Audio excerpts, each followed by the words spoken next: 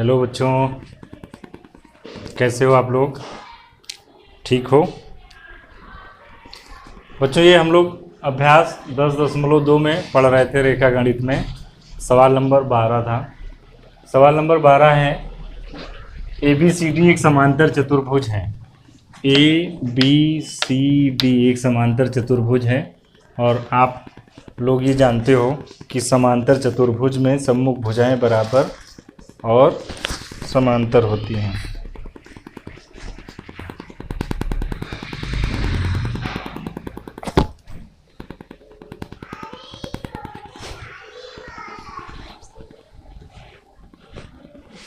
सम्मुख भुजाएं बराबर और समांतर होती हैं। ए बी का मध्य बिंदु P है और सी डी का मध्य बिंदु R है। इसी तरह रेखा ए आर और पी डी बिंदु S पर एक दूसरे को समद्विभाजित करती हैं। मीन्स ये बराबर होगा इसके और ये बराबर होगा इसके। इसी तरह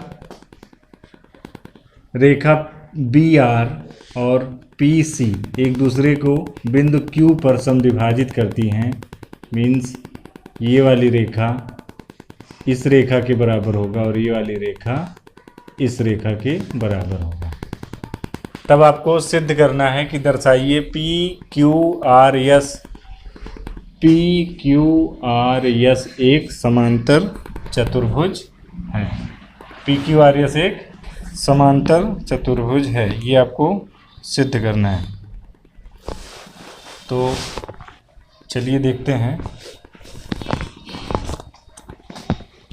हल।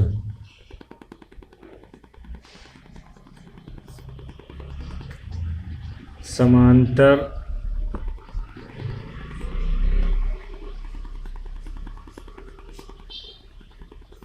चतुर्भुज ए बी सी डी में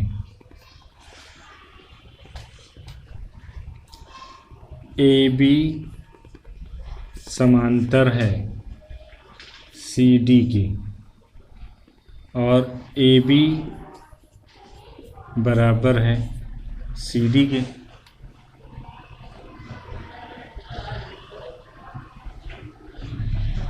तो ए बी समांतर है सी डी के और ए बी बराबर है सी डी के। तो ए बी का मध्य बिंदु P और सी डी का मध्य बिंदु R। तो जब ये पूरी रेखा इस पूरी रेखा के समांतर है तो आधी रेखा भी आधी रेखा के समांतर होगा। AP या RC कह लो, एक दूसरे के समांतर होगा। ठीक है, और बराबर भी होगा।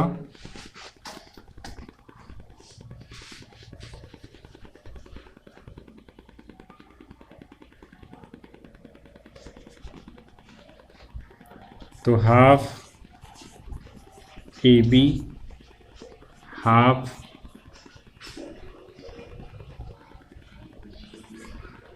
CD के बराबर होगा और हाफ AB आपका होगा AP और हाफ CD होगा RC।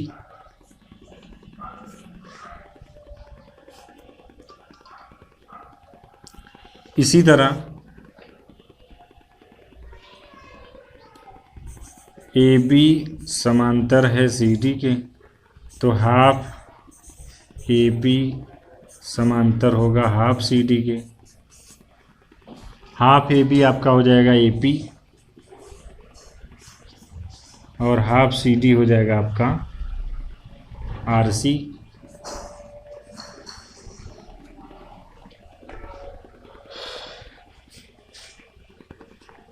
देखिए, समझने की कोशिश कीजिए। यहाँ पे AB बराबर है CD के, तो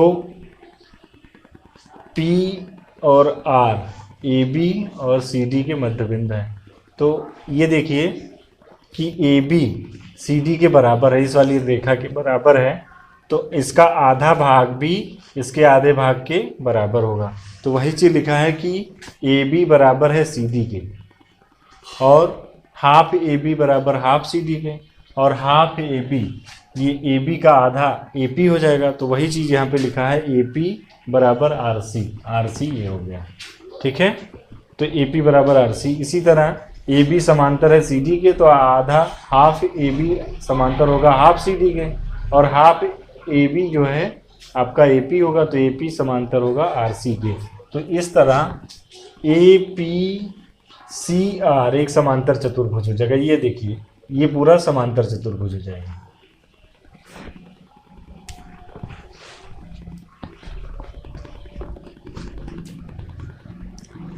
इस प्रकार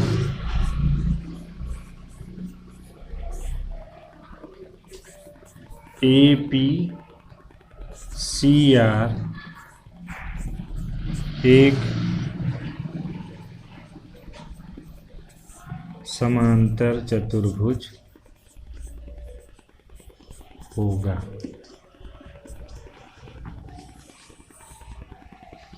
अभी अगर समांतर चतुर्भुज होगा तो ए आर भी समांतर होगा, A P C R, A P C R ये समांतर चतुर्भुज हो गया। तो ए पी ए आर समांतर होगा पी सी के, और ए आर बराबर होगा पी सी के। तो आप ये कह सकते हैं कि ए आर समांतर होगा पी सी के, तो आधा हाफ ए आर भी समांतर होगा हाफ पी सी के, और हाफ ए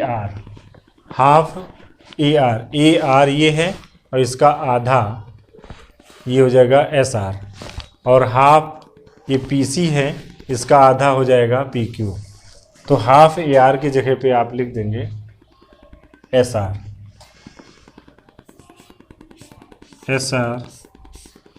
समांतर होगा हाफ पी सी को हम लिख देंगे हाफ पी सी को पी क्यू।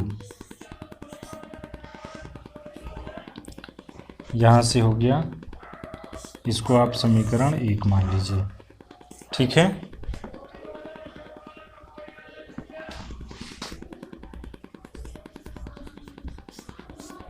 इसी प्रकार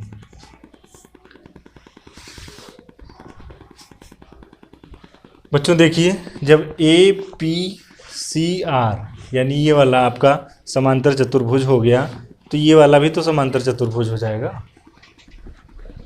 पी सी आर ए या ए पी सी आर भी समांतर चतुर्भुज हो जाएगा।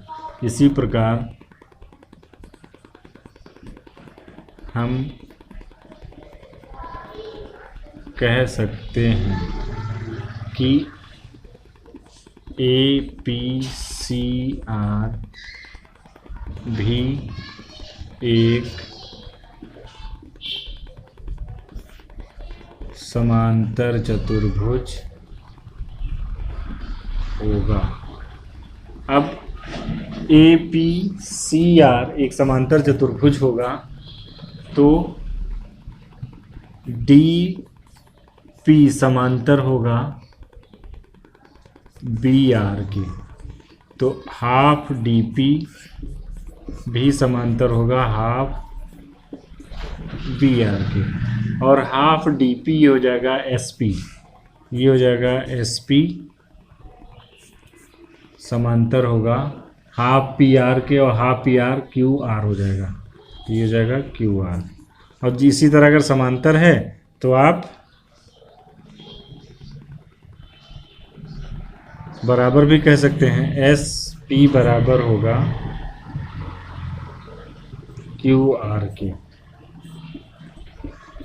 यहाँ पे लिख दीजिए इसी आधार पर एस पी बराबर होगा क्यू आर के। तो देखो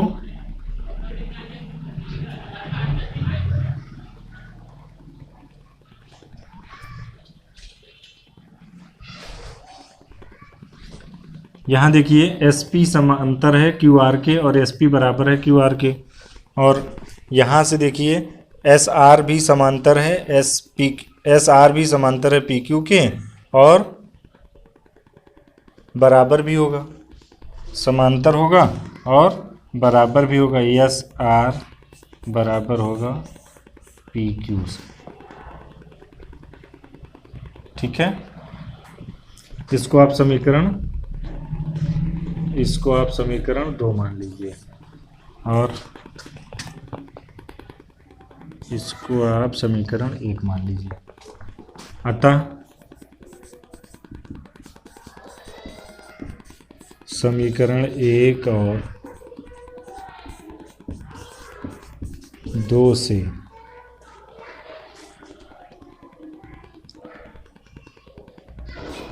पी क्यू आर एस एक समांतर चतुर्भुज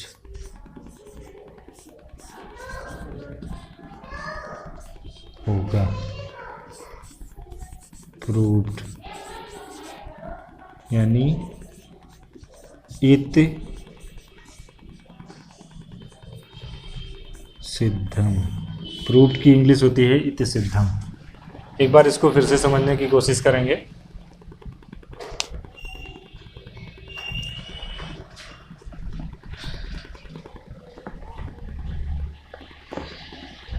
सवाल कह रहा है आपका, फिर से समझिए, थोड़ा सा ये डिफिकल्ट है, समझें। ए बी सी डी एक समांतर चतुर्भुज है। अगर ये समांतर चतुर्भुज है तो ए बी जो है सी डी के समांतर होगा और ए बी सी डी के बराबर होगा, यानी ये वाली लाइन इस लाइन के समांतर भी होगा, बराबर भी होगा। ए बी का मध्य बिंदु P है और सी डी का मध्य बिंदु R है। इस तरह ए आर और पी डी को मिलाने वाली रेखा एक दूसरे को बिंदु S पर समद्विभाजित करती है, यानी ये इसके बराबर होगा और ये इसके बराबर होगा। इसी प्रकार आप कह सकते हैं कि पी सी और पी आर भी एक दूसरे को बिंदु Q पर समद्विभाजित करती है, यानी पी क्यू बराबर होगा क्यू सी के और बी क्यू बराबर होगा क्यू आर के। ठीक है, तो इसको सिद्ध करना है आपको कि पी क्यू आर एस एक समांतर चतुर्भुज होगा। तो सबसे पहले लिखा है कि समांतर चतुर्भुज ए बी सी डी में ए बी समांतर है सी डी के और ए बी बराबर है सी डी के। तो जब ए बी सी डी के बराबर है तो आधा यानी half A B half C D के बराबर होगा, और हाफ ए बी जो है ये ए पी हो जाएगा और हाफ सी डी ये आर सी या सी आर हो जाएगा। तो वहीं हाफ ए बी के जगह पे ए पी लिख दिया गया है और हाफ सी डी के जगह पे आर सी लिख दिया गया है, और ए बी समांतर है सी डी के, तो हाफ ए बी भी हाफ सी डी के समांतर हो जाएगा, और जब ये समांतर हो जाएगा तो half A B A P होता है और half C D R C होता है। तो ए पी बराबर हो गया आर सी के और ए पी समांतर हो गया आर सी के, यानी बराबर भी हो गया और समांतर भी हो गया। इस तरह हम कह सकते हैं कि ए पी सी आर एक समांतर चतुर्भुज है, और जब ए पी सी आर एक समांतर चतुर्भुज होगा तो ए आर भुजा पी सी के समांतर होगी, और जब ए आर भुजा पी सी के समांतर होगी तो हाफ ए आर भी हाफ पी सी के समांतर होगा, और जब half A R half P C के समांतर हो जाएगा तो हाफ ए आर जो है वो एस आर के बराबर होगा, और half P C Q P Q के बराबर होगा। तो हाफ ए आर की जगह पे एस आर कर दिया गया है और हाफ पी सी के जगह पे पी क्यू कर दिया गया है। तो पी क्यू एस आर समांतर है पी क्यू के और एस आर बराबर हो जाएगा पी क्यू के, ये सवाल में दिया गया है। तो इसी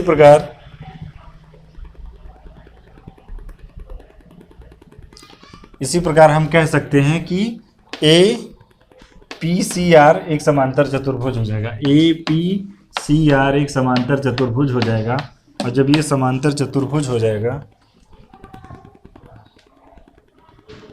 ए पी सी आर 2 बार हो गया,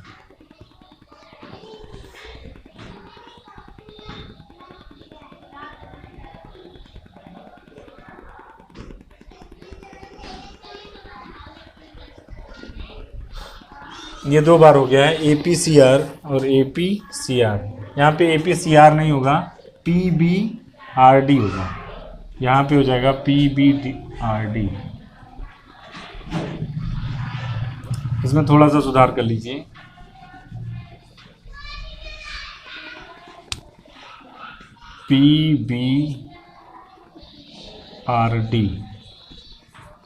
PBRD एक समांतर चतुर्भुज होगा, तो PD समांतर होगा RB के या BR के।